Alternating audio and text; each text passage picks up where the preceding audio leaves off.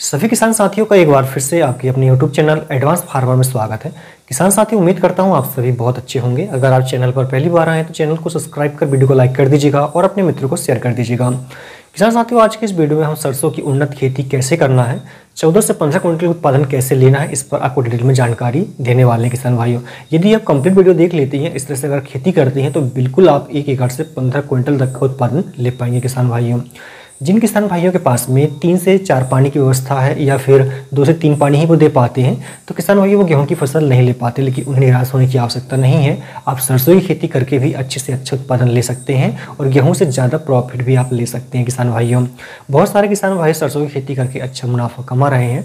किसान भाइयों, सरसों की फसल में ज़्यादा पानी की आवश्यकता नहीं होती है। वही यदि हम लागत की बात करें तो गेहूँ की तुलना में इसमें बहुत कम लागत आती है। 1 एकड़ में लगभग 8 से 10 हज़ार रुपये की हमें लागत आती है, जिसमें संपूर्ण लागत होती है। किसान भाइयों, तो किसान भाइयों, आज के इस वीडियो में आपको हम संपूर्ण जानकारी देने वाले हैं और वो उन्नतशील किस्मों के बारे में भी आपको बताएंगे, जिन्हें लगाकर आप अच्छे से अच्छा उत्पादन ले पाएंगे।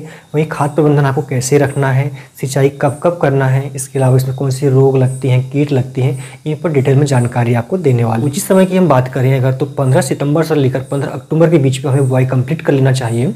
कुछ किसान भाई 15 नवंबर तक इसकी बुआई करते हैं, लेकिन उसको अच्छा उत्पादन नहीं मिल पाता है और इसमें बहुत सारे कीट जैसे माहू वगैरह की समस्या देखने को आती है। किसान भाइयों, इसके बाद में हम बात करें किस प्रकार की मिट्टी का हमें चुनाव करना चाहिए, तो आप बिल्कुल निश्चिंत रहे। यदि आपके पास में हल्की भूमि है, रेतीली भूमि है, लाल मिट्टी है या फिर काली मिट्टी है या फिर दोमट काली मिट्टी है, तो आप सभी में खेती कर सकते हो। लेकिन आपको ध्यान क्या रखना है किसान भाइयों, कि यदि आपके पास में ज़्यादा हल्की या रेतीली भूमि है तो इसके लिए कुछ अलग वैरायटी विकसित की गई है, तो उन वैरायटी का चुनाव आपको करना चाहिए। वहीं मिट्टी का पीएच मान भी आपको जो है चेक करवाना चाहिए। किसान भाइयों, 6.5 से 7.5 के बीच में अगर पीएच मान है मिट्टी का तो बहुत अच्छा आपको उत्पादन मिलेगा। यदि 7.5 के ऊपर पीएच मान जाता है मिट्टी का तो आपको उत्पादन घट सकता है। किसान भाइयों, क्योंकि ये तिलहन वर्गीय फसल होने के कारण ज़्यादा पीएच वाले मिट्टी में अच्छा उत्पादन नहीं मिलता है। अगर पीएच मान 7.5 के ऊपर जाता है किसान भाई, तो आप 1 एकड़ में लगभग 50 किलोग्राम जिप्सम का उपयोग अवश्य करें। किसान भाई, यदि हम हाइब्रिड किस्मों का यूज़ कर रहे हैं तो 1 एकड़ के लिए हमें 1 किलोग्राम बीज की आवश्यकता होती है। वहीं यदि हमारे पास में हल्की भूमि है या फिर मध्यम हल्की भूमि है तो हमें 1.5 किलोग्राम बीज 1 एकड़ में बोना चाहिए। किसान भाइयों, बीज बोने से पहले आपको उपचारित अवश्य कर लेना है। इसे आपको मैनकोजेब या फिर कार्बेंडाजिम से उपचारित करना चाहिए या फिर बीएसएफ कंपनी की झरोला करके जो दवा आती है उससे उपचारित कर सकते हैं। 1 किलोग्राम बीज के लिए 2 ml मात्रा पर्याप्त होती है। किसान भाइयों, आपके क्षेत्र में किस प्रकार की वैरायटी लगाई जा रही है उनका आप चुनाव कर सकते हैं। यदि आप हाइब्रिड किस्मों का यूज़ कर रहे हैं किसान भाइयों, तो इसमें आप लगा सकते हो। पायोनियर कंपनी की आती है 45S46 के नाम से। इससे आप मध्यम हल्की भूमि और भारी भूमि में लगा सकते हैं। इससे आप हल्की भूमि में ना लगाएं किसान भाइयों। इसमें बहुत अच्छा उत्पादन देने वाली वैरायटी है। इसमें रोग प्रतिरोधक क्षमता काफ़ी अच्छी होती है और 125 दिन में पककर तैयार हो जाती है। किसान भाइयों, इसके अलावा पायोनियर कंपनी की ही आती है 45S47 के नाम से आती है। किसान भाइयों, इसके अलावा एडवांटा कंपनी की आती है किसान भाइयों 414 के नाम पर। श्रीराम कंपनी की आती है 1666 के नाम पर। इन्हें लगाकर आप अच्छे से अच्छा उत्पादन ले सकते हैं।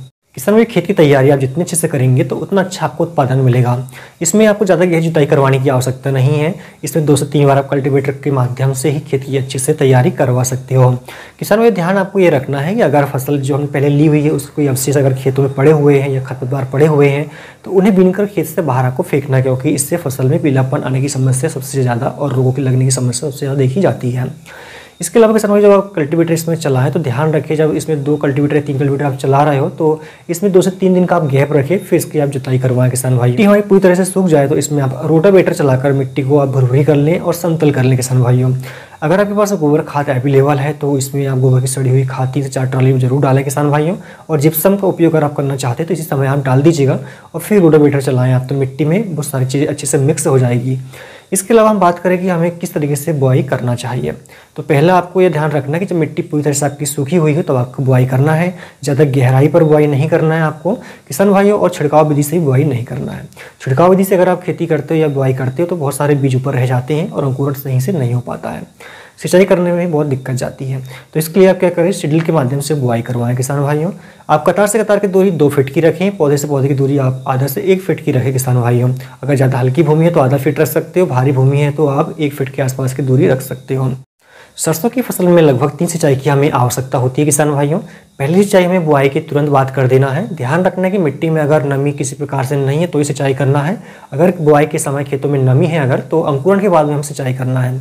तो हम अगर सूखे खेत की बात करें तो बुआई के तुरंत बाद हमें सिंचाई कर देना है और अगली सिंचाई हमें फूल आने से पहले करना है किसान भाइयों। लगभग 30 से 35 दिन का वो समय होता है जब इसमें फूल आना शुरू हो जाते हैं किसान भाइयों, तो उस समय हमें दूसरी सिंचाई करना है। ध्यान रखना है कि इसमें किसी प्रकार के खरपतवार ना हो तब हमें सिंचाई करना है। अगर पौधे की संख्या खेतों में ज़्यादा है तो उन्हें निकाल कर आपको फेंक देना है। इसके अलावा तीसरी सिंचाई आपको करना है किसान भाइयों, जब इसमें फलियों में दाने आने लगे उस समय आपको अंतिम सिंचाई करना है।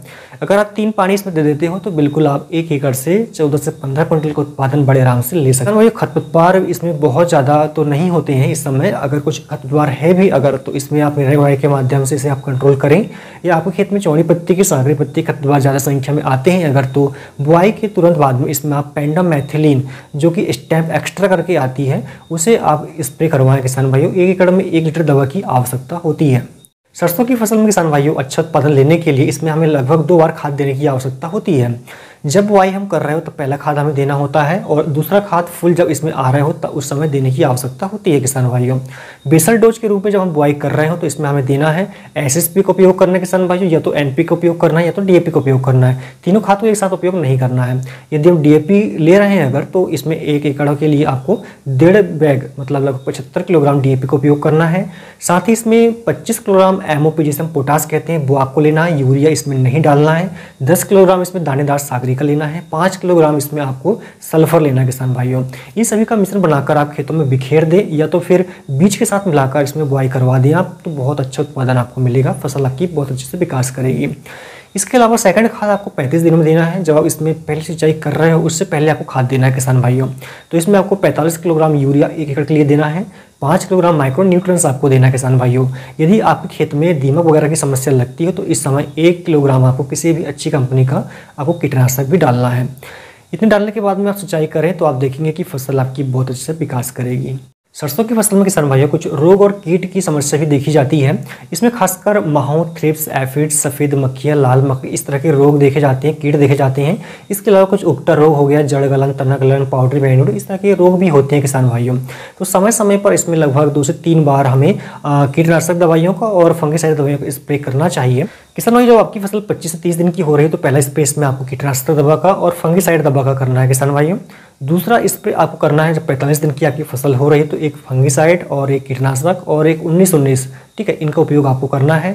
और अंतिम स्प्रे आपको अगर आवश्यकता हो तो 75 दिन के आसपास आप कर सकते हो, जिसमें कीटनाशक दवा और फंगिसाइड दवा आपको लेनी है किसान भाइयों। यदि आप इस तरीके से खेती करते हैं तो 1 एकड़ से आप 15 क्विंटल तक का उत्पादन बड़े आराम से ले सकते हो किसान भाइयों। किसान भाइयों आप ये वीडियो कहाँ से देख रहे हैं कमेंट्स करके मुझे आप जरूर बताइएगा। उम्मीद करता हूँ जानकारी आपको पसंद आई होगी। वीडियो पसंद आए तो लाइक करके शेयर कर दीजिएगा। धन्यवाद।